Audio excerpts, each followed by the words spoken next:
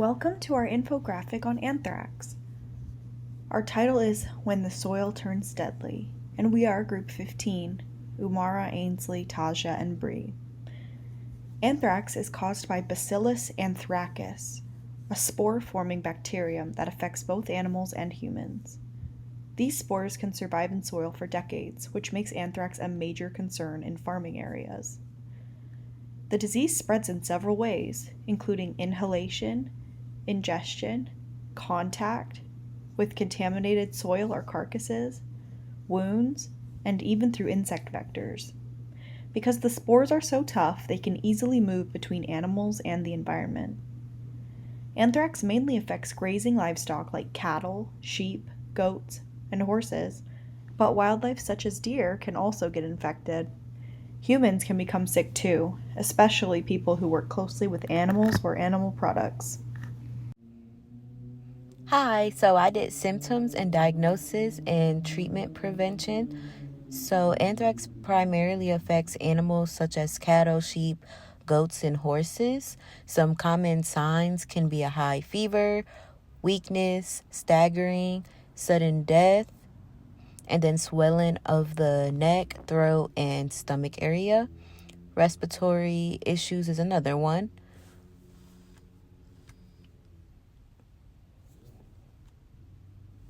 Some treatments that are available is there is a vaccine called Stern Spore. It is a primary vaccine used in livestock, mostly recommended for cattle, sheep, goats, and horses. It provides immunity within 7 to 10 days after injection.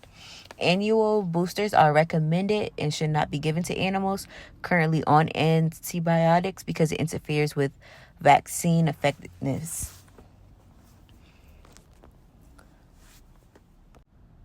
For biosecurity and control measures, immediate quarantine of the affected animals is recommended. You can also disinfect contaminated areas with 10% bleach solutions, and also vaccinating farms that are nearby during outbreaks can help limit the spread. Methods and innovations to stop the spread of anthrax and take preventative measures, we decided to pull from a primary resource of a study that was conducted in southwestern Uganda to have these data points. It was conducted in May of 2018, but the study itself wasn't made available until 2022. Right here in the first bar graph, you will notice that on this y-axis, this is a number of cases which only goes up to number 6. The the highest occurrence in a day being only up to 5. And then down here we have individual days that are numbered, and they're separated into units of 7 for the weeks. You will notice here that from the point of contact that was determined by the farmers and the researchers, that there is a dormancy period of that first week, and then there's a spike or uptick that occurs starting in week 2 and week 3 in terms of symptoms being noticed in cattle. This was in a total of 22 cows that were noted across 20 farms from the point of, again, where the contact was made. From the same 22 cows, this data was generated as well. The outbreak was of cutaneous anthrax. And again, these researchers were basically trying to see not only about the outbreak, but about the potential of this being spread from the meat and handling of meat from dead cows. Over here, the symptoms that were noted and the cows that were affected were mainly skin swelling and skin reddening, noticed in over 80% of the population of those 22, and other issues including swollen lymph nodes, which is a huge indicator of the immune system being affected and trying to fight it off. This has huge economic and social impact because of the high livestock mortality and the disposal burdens. So with this, the outbreak causing, again, fatalities, you have to dispose of these carcasses, there has to be more contact made, and again, continuing the potential threat of exposure, causing human fatalities. And then this zoonosis also has the danger via contaminated meat. We do not know of any cases of gastrointestinal anthrax, but that would be another lane of study and more research that could be conducted. These interface zones, which are basically points of contact between humans and animals, like the farmers who have to continue to do this because this is their occupation. There isn't that many options in terms of what to do to support yourself in areas in Southwest southwestern Uganda. It creates reservoirs for the Bacillus anthracis to feed off of because, again, these carcasses have to be disposed of. This is people's livelihood, and there's somewhat of a ladder or continuous snowball effect from one point of contact and having to continue down the chain. But again, the economic and social impact mainly relying on leading to human mortality and severe illness, which originates from these symptoms and this dormancy of a calm before a storm that hits right here.